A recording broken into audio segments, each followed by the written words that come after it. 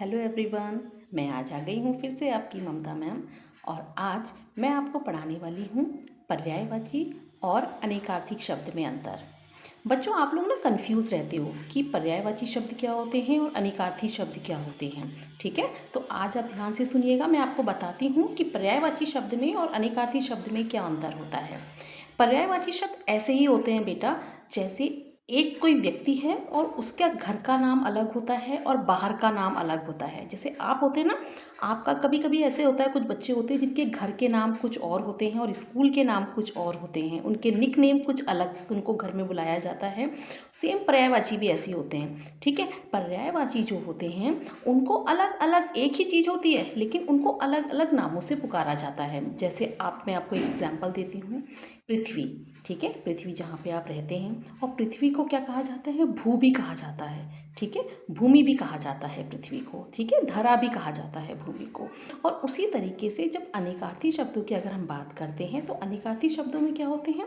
शब्द तो एक होता है लेकिन उसके अर्थ जो होते हैं वो अलग अलग होते हैं। जैसे एक शब्द है कुल। ठीक है, कौ पे छोटे ऊ की मात्रा और लौ, ये हुआ कुल। अब इसका मतलब देखिएगा, इसके मतलब होते हैं, एक कुल का मतलब होता है, अरे आप कुल इतने ही फल लेकर आए, तो वहाँ पर भी कुल का इस्तेमाल होता है। ठीक है, और एक का कुल का इस्तेमाल होता है, वो होता है आप किस कुल के हैं। ठीक है, आप किस वंश के हैं। ठीक है, उसी तरीके से एक शब्द और मैं आपको अनेकार्थी का उदाहरण देती हूँ। जैसे होता है खाना। ठीक, एक खाना क्या होता है? एक खाना होता है जो आप खा रहे हैं। जैसे मैं एक उदाहरण है कि मैंने खाना खा लिया, या मुझे खाना खाना है। खाना खाना है, तो एक खाना जो आपकी प्लेट पे रखा हुआ है वो भी खाना है, और एक जब आप उसे खाते हैं तो उसे भी खाना कहा जाता है। ठीक है, तो यहाँ पर एक शब्द तो एक है खाना, लेकिन उसके मतलब अलग अलग हो गए। एक शब्द और मैं देती हूँ आपको अनेकार्थी शब्द का, घटा। एक घटा का होता है जैसे सब्ट्रैक्शन, जब आप जोड़ घटाते हैं उसे भी घटा कहा जाता है।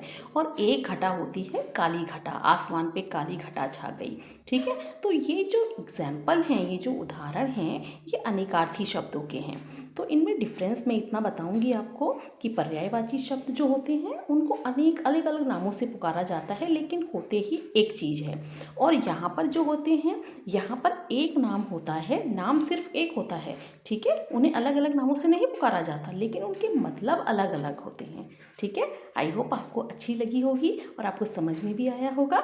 आप भी इस पे वर्क कीजिएगा। ठीक है, अच्छी लगे तो मुझे सब्सक्राइब भी कीजिएगा और लाइक भी कीजिएगा। मैं जल्दी आऊँगी। Okay, bye.